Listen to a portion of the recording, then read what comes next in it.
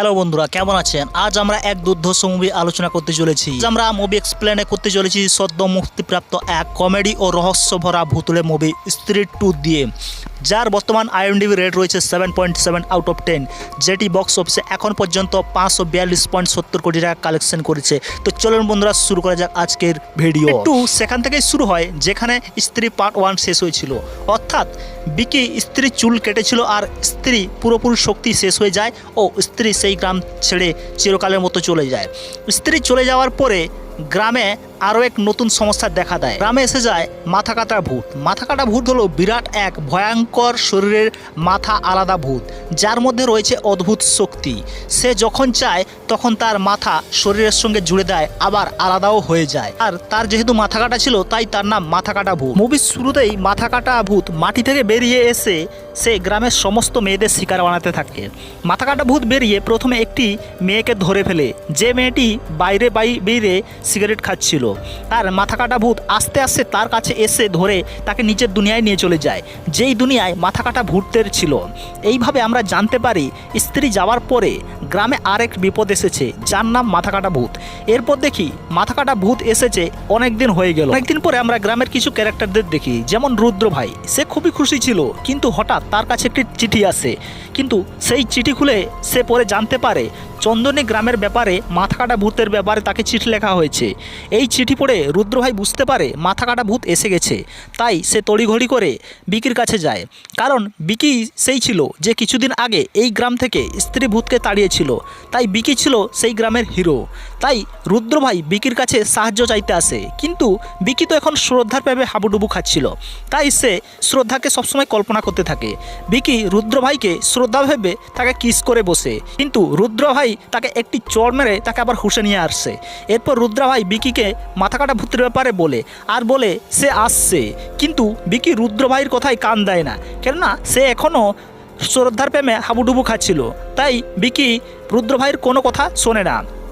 এরপর বিকি সোজা বিট্টুর কাছে যায়। বিকি বিট্টুর কাছে গিয়ে জানতে পারে গ্রামের সকল মডেল মেয়েরা নাকি গ্রাম থেকে পালিয়ে গিয়েছে এবং তারা নাকি ভালোবাসা করে বিয়েও করে ফেলেছে।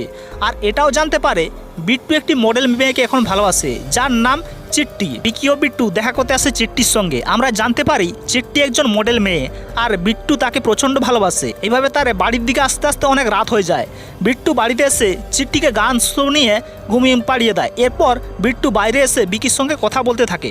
তখনই সেখানে মাথা কাটা ভূত চলে আসে এবং সে চুপি চুপি গিয়ে চিট্টির ঘরে ঢুকে চিট্টির উপরে হামলা করে দেয় আর চিট্টিকে তার সঙ্গে তার দুনিয়ায় নিয়ে যায়।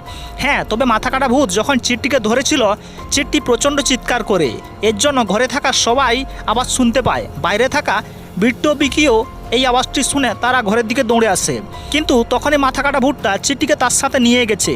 চিট্টির ঘরের দেওয়াল ভাঙা ছিল। এতে বিকিরা বুঝতে পারে যে মাথা কাটা ভূত কতটা ভয়ঙ্কর হতে পারে।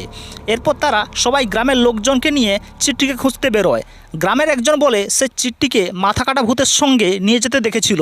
এছাড়া যে নিয়ে গেছে তার মাথা একদম কাটা ছিল, তার কোনো ধর ছিল না।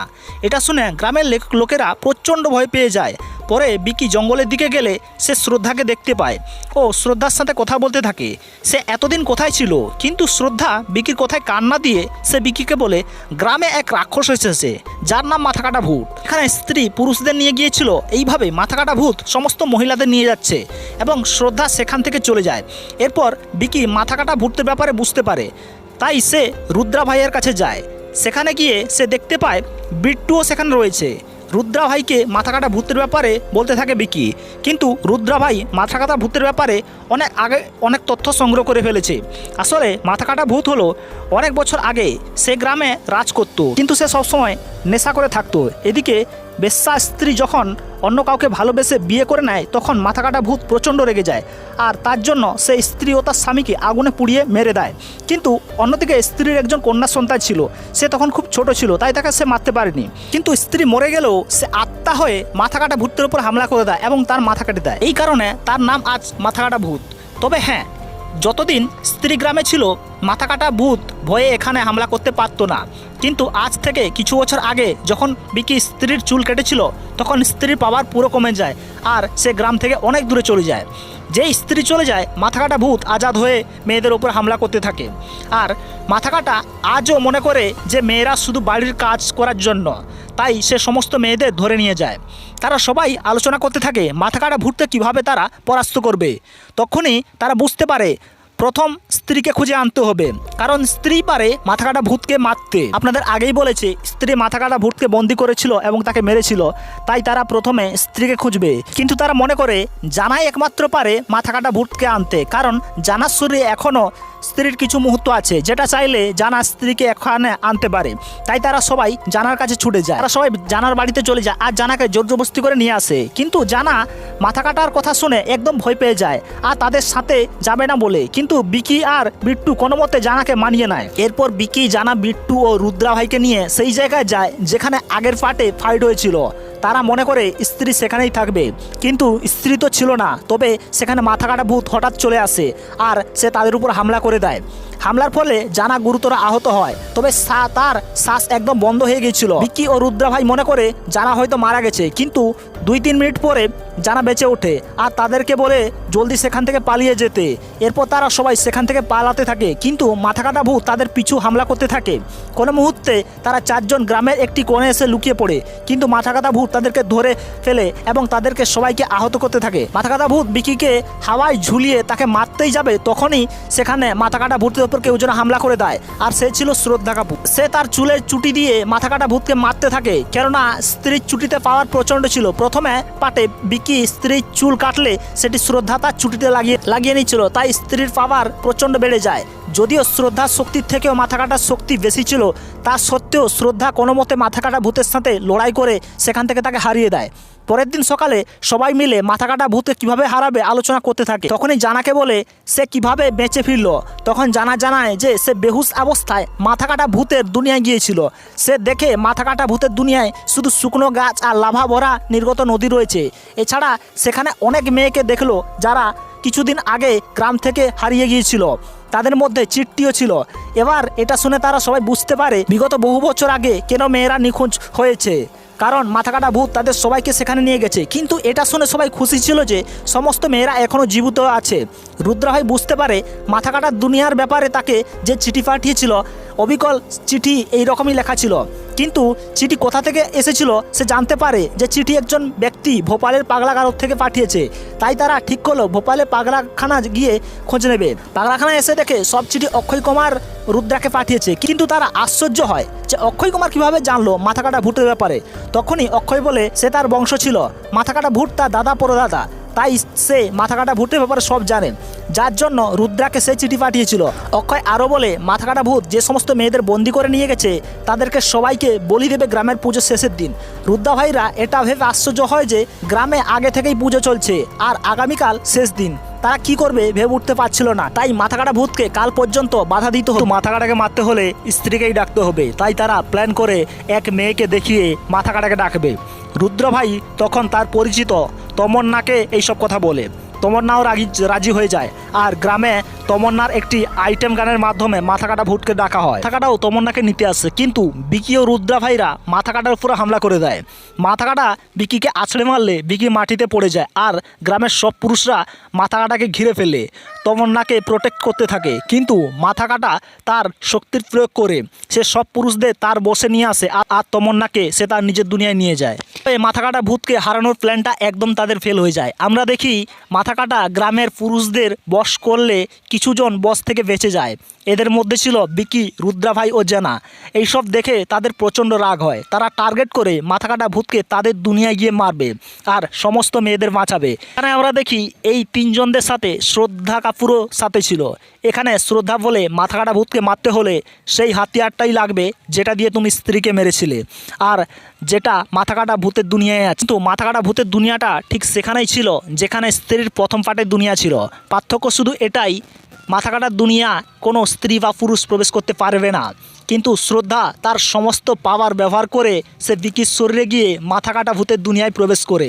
আর মাথা কাটার দুনিয়ায় এসে আবারও তারা আলাদা হয়ে যায়। তারা এখানে এসে দেখে গ্রামের সব মেয়েদের মাথা কাটা তাদের এখানে এনে বসে করে রেখেছে। শ্রদ্ধা বিকিকে বলে সে যেন মেয়েদের উদ্ধার করে। কি শ্রদ্ধার কথায় মেয়েদের উদ্ধার করতে থাকে, কিন্তু হঠাৎ সেখানে মাথা কাটা ভূত শ্রদ্ধার পিছন থেকে এসে শ্রদ্ধা ও বাকি মেয়েদের বলি দেওয়ার উদ্যোগে তাদেরকে হিপনোটাইজ করতে থাকে। তখনই বিকি প্রচণ্ড রেগে এসে হাতের ছুরি দিয়ে মাথা কাটা ভূতের মাথাকে দুই ভাগে ভাগ করে দেয়। কিন্তু এতে মাথা কাটা ভূতের মাথা আলাদা হয়ে গেলেও আবারও জুড়ে যায়। তবে বিকি হার না মেনে আবারও মাথা কাটতে থাকে।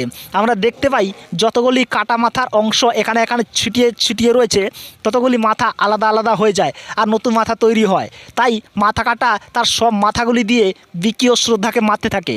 যখন এক পর্যায়ে শ্রদ্ধা ও বিকিকে মেরে ফেলবে তখনই এন্ট্রি হয় বরুণ ধাওয়ানের। তাকে দেখতে দেখতেই সে সেখানে জঙ্গলি ভেড়িয়াতে পরিণত হয় আর সে সোজা মাথা কাটা ভূতের উপর হামলা করে দেয় ও বিকি ও শ্রদ্ধাকে বাঁচায়। আর বরুণ মাথা কাটার সমস্ত মাথাকে কামড়ে মুচড়ে খেতে থাকে। তখনই আসে মাথা কাটার শরীরটা আর তার সমস্ত মাথাগুলি শরীরে জুড়ে গিয়ে নতুন একটি পাওয়ারফুল মানুষের রূপান্তরিত হয়। তখনই মাথা কাটা বরুণকে এক ধাক্কা মারে, বরুণ অনেক দূরে গিয়ে পড়ে। মাথা কাটা তারপর বিকি ও শ্রদ্ধাকে মারতে থাকে। মাথা কাটা শ্রদ্ধার গলা দাবাতেই শ্রদ্ধার চিৎকার করে ডাকতে থাকে, মা মা আমাকে বাঁচাও। তখনই সেখানে আছে স্ত্রী এসে শ্রদ্ধা ও বিকিকে বাঁচিয়ে নেয় আর মাথা কাটার সঙ্গে লড়াই করতে থাকে। এই মুহূর্তে শ্রদ্ধা বিকিকে বলে সেই হাতিয়ারটা নিয়ে আসতে, যেটা বহু বছর আগে স্ত্রী মাথা কাটার মাথা কেটেছিল। তখনই বিকি দেরি না করে জলদি করে সেই হাতিয়ারটি নিয়ে আসে। বিকি হাতিয়ারটি সোজা স্ত্রীর হাতে ছুঁড়ে দেয়। স্ত্রী মাথা কাটার প্রথমে হাত পা তারপর তার মাথার টুকরো টুকরো কেটে লাভার বাহিত নদীতে ফেলে দেয় আর ফলে মাথা কাটা সেখানেই মারা যায়। মাথা কাটা মারা গেলে শ্রদ্ধা তার মা স্ত্রীকে বলে, মা তুমি এখান থেকে চলে যাও। স্ত্রীও সেখান থেকে চলে যায়। এদিকে মাথা কাটা মারা যেতেই সব মেয়েরা যারা মাথা কাটার বসেছিল তারা সবাই জ্ঞান ফিরে আসে আর যে সমস্ত পুরুষরা বসেছিল তারাও হুঁশে ফিরে আসে।